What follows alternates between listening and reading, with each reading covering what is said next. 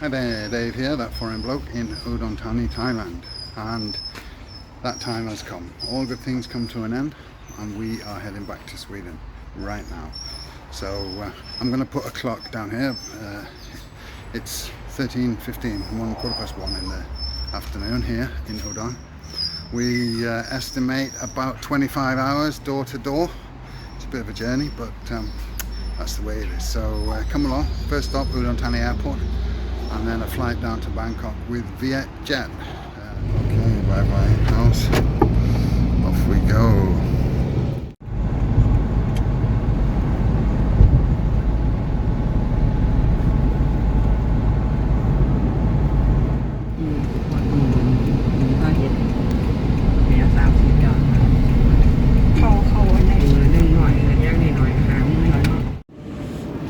VietJet Air, very friendly, helpful, checked us in, no problem. So we have about an hour before the flight, 55 minutes roughly. So we're going to go up and go through security, and I want to get a drink. Absolutely gagging. Anyway, first step completed. Okay. Waiting for Joe now. Came through security. She's got something in her bag that they didn't like, and now she's had to go back through again. Now she's had to go out with it. I don't know. Anyway, I'm through.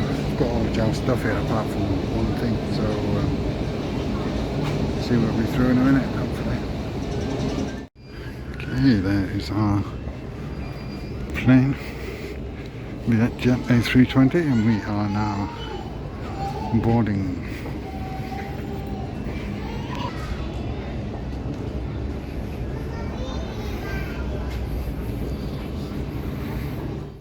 Okay, we are on board. Quite a few people, more than I expected actually. We will be underway soon.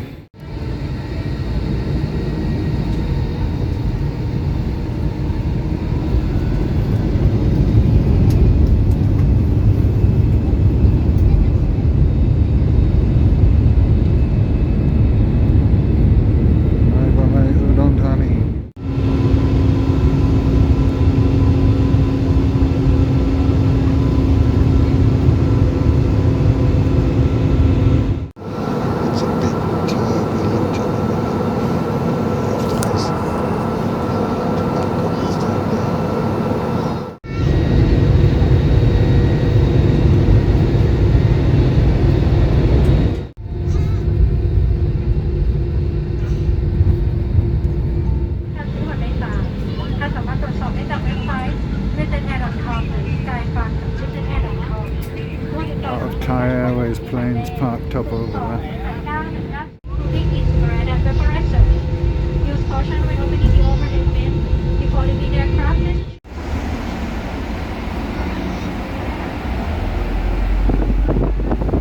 Okay, lost the gate, but otherwise very good with the VietJet.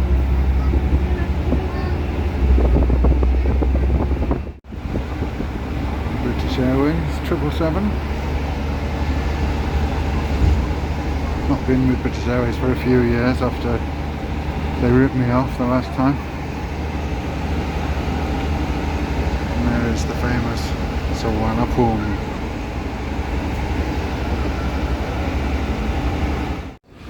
Right, got my bags. Now I need to go and find Janet. They'd closed the toilets in here, so she ran out to go to the toilet, and we don't know where she is now. So we'll meet outside, and then we'll need to go up to the international departures. Oh, there she is. Hello. Suvarnabhumi, very empty. Never seen it like this. I'm sure you've seen other videos the same, showing empty airports. But when you actually come here, where you used to flying to and from many times, and you see how empty it is, it's quite shocking. quite shocking. There's a distinct lack of places to eat and what have you. Downstairs where all the restaurants are was only takeout, because inside Bangkok it's strict measures now. But we found a Lawson, which is I think a Japanese convenience store. They got lots of food, lots of drinks, whatever. So we're going to get something now before we check in, just in case. There's not much to be found on the other side. We've got quite a lot of time, so we're not in a desperate rush. So we'll have a bite to eat here and just sit outside on the bench there, and then we'll check in. Okay, bit of another Brexit bonus. Now they want to see my residence card, which I don't have for Sweden because I don't need one yet. And he insists I should have a stamp in my passport or a residence card, but I'm trying to tell him that I'm a British citizen, and as a former EU citizen we've got a period until September to apply for what is called uphold status. But he doesn't seem to understand that, and I've shown him the papers and I've shown him my registration in Sweden. It's 22 years old, but he's still not having it. Okay, well eventually, after phone calls and saying I wouldn't be allowed, I'm allowed. So that's all for the best. By the time I come back to Thailand, I should have got my British citizen, second class citizens card.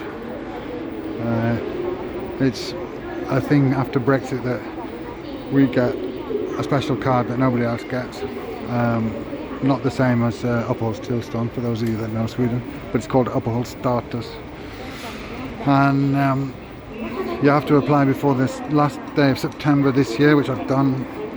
And it should be done quite quickly, but if it's not, I'm still allowed in and out of Sweden. The problem is convincing people like at airports. But anyway, that's another story. We are on our way. Right, through passport control and everything else. So now we are here. The famous statue, but no people, no shops, no nothing. Empty. All very closed and empty. There are a few shops open, but the majority of places are closed. It's kind of depressing.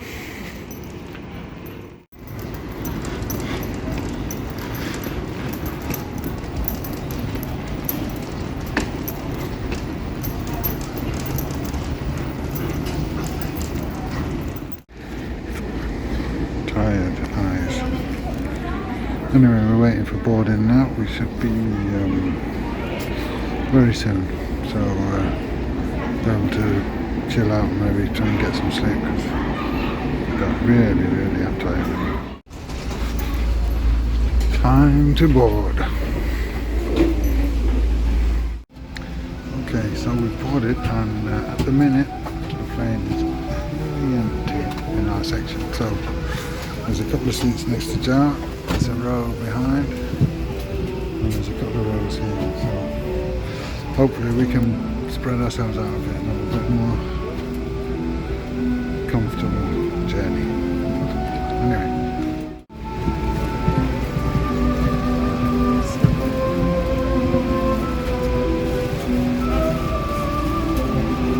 Okay, so we've got a wet towel and a protective kit, and the kit consists of a mask, a glove, or a pair of gloves, protective gloves, and some gel, hand sanitizing gel. Very good. And we also got an amenities kit: toothbrush, toothpaste, earplugs, eye mask, socks, and I think some lip balm. So, all good stuff. And up and away we go. We're off. So, I can try and get some sleep. Dinner is served. I've decided to have the beef with potatoes and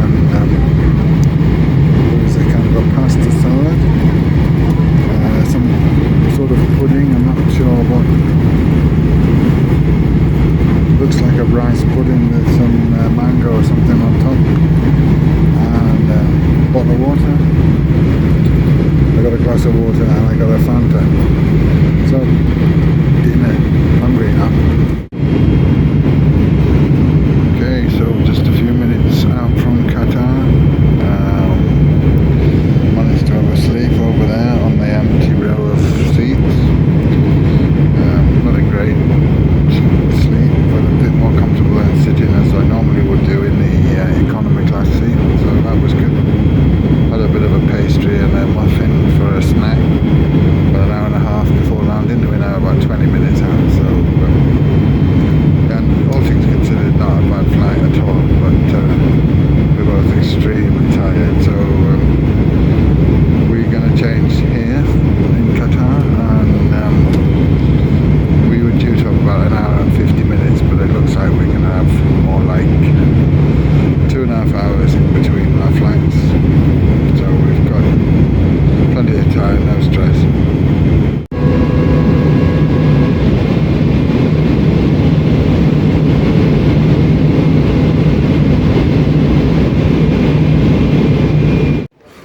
Okay, well, we are now here at Hamad in Doha, and big difference from the one at Boom in Bangkok. All the shops are open, quite a lot of people, and yeah, it's pretty much like normal, apart from there's less people than normal and everybody's wearing a mask, but it is bustling.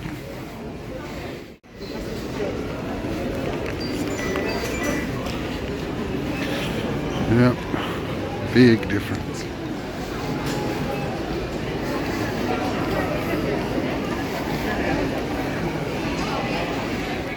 There's the famous yellow teddy bear lamp, but we're not going that way, so we go this way. E-gates. Where are the E-gates? There. Okay, we're waiting for boarding now. Starting already, so soon time for us.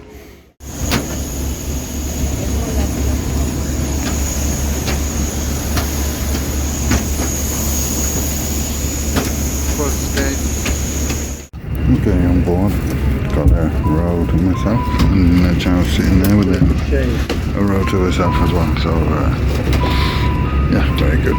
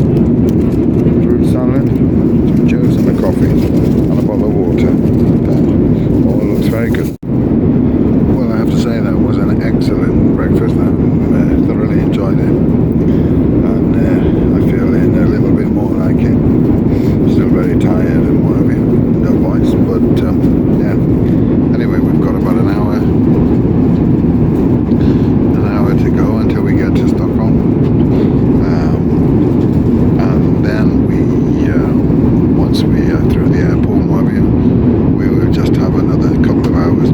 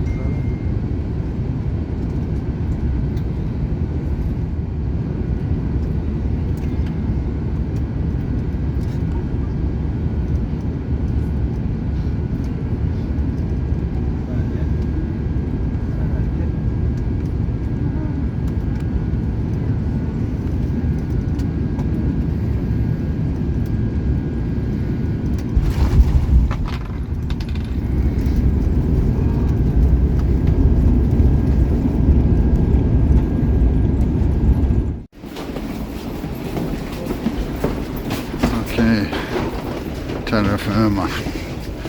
Now we just have to queue here and queue there.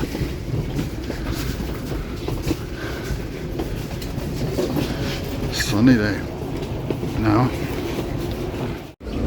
Okay, all through passport control and everything. Just waiting for our bags. You'll be able to smell them when they come. A couple of them anyway, they've got all sorts of things. Durians and vegetables. Okay, bags on the trolley. Giles there, talking to a cousin or some relation that we met in Bangkok, in Suvarnabhumi, who's also, she's got so many relations who live in Sweden, and this young girl, Pookie, she has a Swedish boyfriend, lives in Stockholm, and happened to be on the same flights as we. So now let's see if that's Joe's daughter there with the little doggies.